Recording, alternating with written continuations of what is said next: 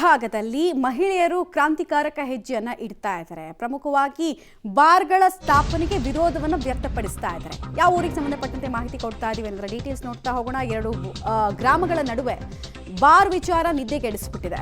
ಮದ್ಯದಂಗಡಿ ಬಂದ್ ಮಾಡುವಂತೆ ಮಹಿಳಾ ಕ್ರಾಂತಿ ಇಲ್ಲಿ ಶುರುವಾಗಿದೆ. 3 ದಿನಗಳಿಂದ ಕೂಡ ಮಹಿಳೆಯರು ನಿರಂತರವಾಗಿ ಪ್ರತಿಭಟನೆಯನ್ನು ಮಾಡ್ತಾ ಇದ್ದಾರೆ. ಹುಕ್ಕೇರಿ ತಾಲೂಕಿನ ನಿಡಸೋಶಿ ಗ್ರಾಮದಲ್ಲಿ ಈ ಪ್ರತಿಭಟನೆ ಕಂಡು ಬರ್ತಾ ಇರೋದು. ಮದ್ಯ ಮಾರಾಟ ಮಾಡೋರ ಮನೆಗೂ ಕೂಡ ಮುತ್ತಿಗೆ ಹಾಕೋ ಕೆಲಸವನ್ನ ಮಾಡಲಾಗ್ತಾ ಇದೆ. ವಿಜುವಲ್ಸ್ ಸಮೇತ ನಿಮಗೆ ನಾವು ತೋರಿಸ್ತಾ ಇದ್ದೀವಿ.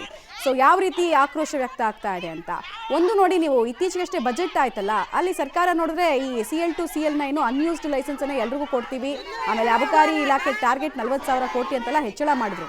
ಬಟ್ ಗ್ರಾಮಗಳಲ್ಲಿ ಜನರಿಂದ ವಿರೋಧ ವ್ಯಕ್ತ ಆಗ್ತಾ ಇದೆ ಅದಕ್ಕೆ. ಯಾಕಂದ್ರೆ ಇವ್ರ ಮನೆ ಮಟ್ಟ ಹಾಳಾಗ್ತಾ ಇರೋದು, ಕುಡಿತದ ಚಟಕ್ಕೆ ದಾಸನಾಗಿ ಮನೆಯ ಪುರುಷ ಹಾಳಾಗ್ತಾ ಇರೋದು. ಡೀಟೇಲ್ಸ್ ಕೊಡ್ತಾರೆ ಚೇತನ್, ನೇರ ಸಂಪರ್ಕದಲ್ಲಿ ಜಾಯ್ನ್ ಆಗ್ತಾರೆ. ಚೇತನ್, ಸರ್ಕಾರ ನೋಡಿದ್ರೆ ಮೊನ್ನೆ ಬಜೆಟ್ನಲ್ಲೂ ಕೂಡ CL2 CL9 ಅನ್ಯೂಸ್ಡ್ ಲೈಸೆನ್ಸ್ ಅನ್ನ ಕೊಡ್ತೀವಿ, ಅದನ್ನು ಹರಾಜಿಗೆ ಇಡ್ತೀವಿ ಅಂತ ಹೇಳಿದ್ರು.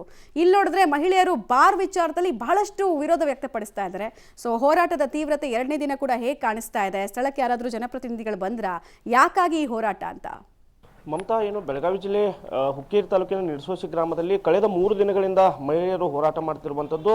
ನಮಗೆ ಯಾವುದೇ ಕಾರಣಕ್ಕೂ ಈ ಮದ್ಯದಂಗಡಿ ಬೇಡ ಅನ್ನೋ ಹೋರಾಟ ಒಂದು ಕಡೆ ಆದರೆ, ಅಕ್ರಮ ಮದ್ಯ ಮಾರಾಟದ ವಿರುದ್ಧವೂ ಕೂಡ ಮಹಿಳೆಯರು ಸಮರ ಸಾರಿರುವಂಥದ್ದು. ಅಕ್ರಮ ಮದ್ಯ ಮಾರಾಟ ಮಾಡುವಂಥ ಮನೆಗಳಿಗೆ ತೆರಳಿ ಅಲ್ಲಿ ಸಾಕಷ್ಟು ತರಾಟೆಗೆ ತೆಗೆದುಕೊಂಡಿರುವಂಥ ಕೆಲಸ ಒಂದು ಕಡೆ ಆದರೆ, ಮತ್ತೊಂದು ಕಡೆ ಮಹಿಳೆಯರ ಕಣ್ಣೀರಿನ ಕಥೆಗಳು ಎಂಥವ್ರ ಕೂಡ ಮನಕಲ್ಕತ್ತೆ. ಯಾಕಂದರೆ ಮನೆಯಲ್ಲಿ ಏನು ಕೆಲಸ ಮಾಡ್ತಾ ಇಲ್ಲ, ನಾವು ದುಡಿದು ತಂದಂಥ ಹಣದಲ್ಲಿ ಅದನ್ನೆಲ್ಲ ಮಾರಿ ಮದ್ಯ ಕುಡಿಯುವಂಥ ಚಟಕ್ಕೆ ಬಲಿಯಾಗಿದ್ದಾರೆ.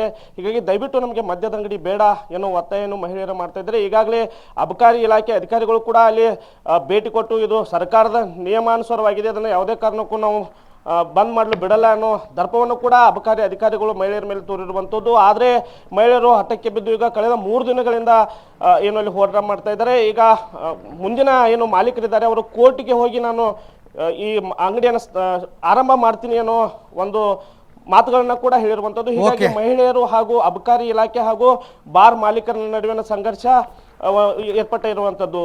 Thank you. ತಮ್ಮೆಲ್ಲ ಮಾಹಿತಿಗೆ ಧನ್ಯವಾದ ಚೇತನ್.